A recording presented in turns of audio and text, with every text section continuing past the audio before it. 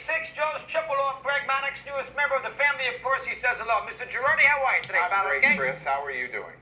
First pitch fastball you hit there, Joe. It's the best thing you probably ever had in your life. That up the past Grissom there in center field. Correct? Definitely. And John Sterling knew I was either going to safety squeeze or I was going to swing at the first pitch. And I think I had 14 safety squeezes during the course of that season. So John was right on. Well, he did. He hit the ball hard. Grissom was a great outfielder. He could have caught that ball. Joe would have scored the run anyway. But he didn't, and you scooted all around the third base. A triple for a catcher. How about that for a second? Yeah, well, that was fortunate for us because I think we ended up scoring 3 runs in that inning. I was driven in later, in the inning, and it just kind of set it up for us to have the lead and to use our bullpen and to use Rivera and Wetland, and it worked out great. After losing the first 2, we won the next 4 against Atlanta and won our, my first World Series. And I know you always treasured the fact that Joe brought you in. Joe always wanted to have a good defensive backup catcher.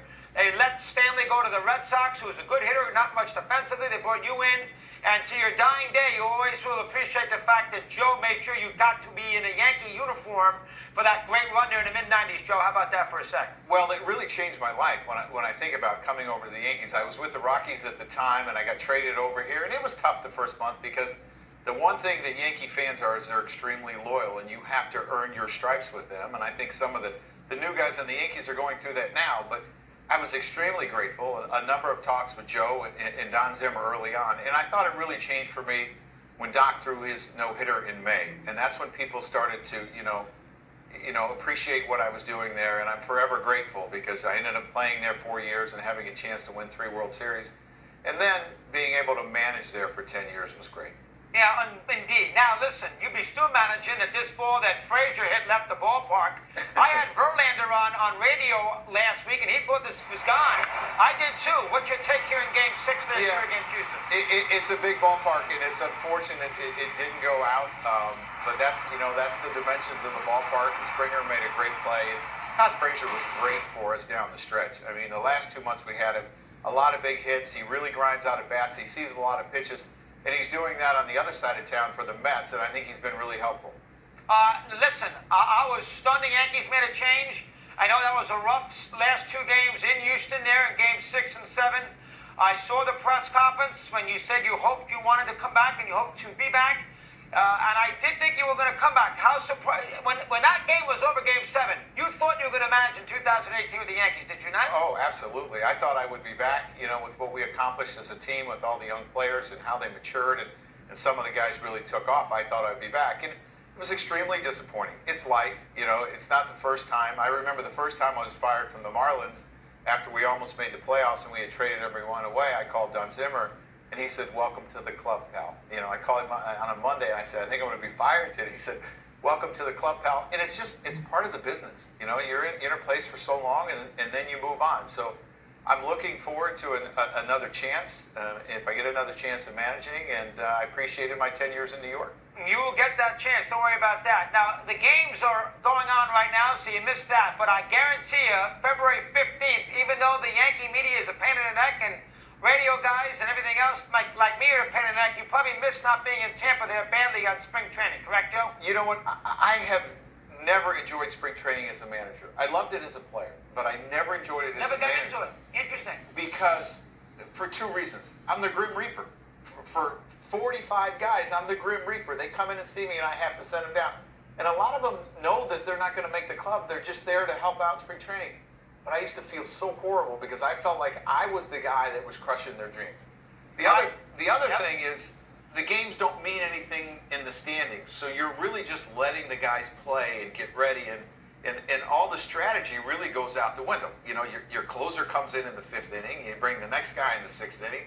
So it takes the fun out of managing. I did really enjoy seeing the new players that were in camp and the young players and what you had coming in the future. But that Grim Reaper is no fun. Interesting. All right, have you watched the Yankees this year? Has it been difficult to even sit there and watch the Judges and the Sanchez's and the DeGregorius's play? Or you can get over it and just watch the games? How about that for a second? No, I've seen them play some of their games. Obviously there's a lot going on in my life. I still have kids at home. I have teenagers, and I have a young daughter that plays a ton of basketball. And my son is playing a ton of baseball, and it keeps me extremely busy. So I have not seen a ton of games. I've seen some of them All I know is a lot of these clubs have played in brutal weather, and I think it's been hard for some guys to get off to good starts, but things have a way of evening out. If you were a Yankee player right now, or if you're a Boone, would your 10-9, wherever they are, game of 2 over 500, would it be compounded by the fact in your own eyes that the Red Sox have been so great out of the gate? Would you be extra nervous about the slow start based on what Boston's doing? Would that concern you if you were the Yankee skipper right now? No, I think I would be more worried about how we were playing, and they seemed to play better this weekend. As they won 3 out of 4 in Toronto and pitched pretty well. I think they gave up a run on Saturday and a run on Sunday, and that pitching is what's going to sustain you. And to be 11-9, and you've had some guys really not hit yet, and you've had a ton of injuries, I think they're in a pretty good spot. They are decent. Now, you can answer or not answer. I'm just curious. Did the Reds call you in the last few days? No, I have not heard anything. I have not talked to anyone about managing.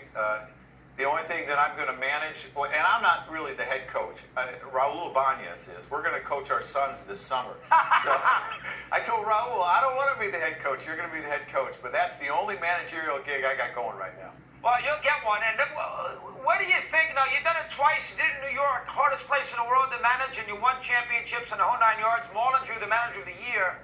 Your next gig, whenever that might come, and it will come eventually, whether it's next year or ever, what do you think you would take? What are you taking in the next one that you've learned from this last deal with the Yankees for 9 years, Joe? Next step in your maturation as manager in your eyes would be what? Well, I think it's the right fit for everyone involved. Just not me, but it's the right fit for the general manager. It's the right fit for the owner. They like my style. They like what I do and how I go about my business and how I represent their club. So as far as saying, I just want to go to this market or that, no, I want to manage. I love the game, and I love the, trying to get the best out of people and the strategy in the game. So as far as saying, I only want to go to this, no. I want to manage. Last thing on the Astros. I thought they'd get off to a good start. I thought they'd be very hungry. Cubs maybe a little worn out last year, hangover. Not the same with Houston. Are you seeing the same thing as far as the Astros are concerned? Yeah, I thought they went through a period where they had a hard time scoring runs. I think they lost 5 out of 6. Now they've won the last 6 in a row on the road. It's a very talented team, and when you're throwing the starting pitching that they're throwing out there every 5th day, they are going to be tough to deal with. And I don't think they're going to go through a hangover effect. I think this team is very hungry, and they want to. Indeed, they might get it. Joe, don't disappear. You work at the network now. If they call you, you got to go on with Russo. You say yes. You got that? I already did, right? First yes, call. You did. That's right. 1 for 1. Good job, Joe. Good Have a great day. Okay, you too. Joe Girardi, thoughts? With all parts.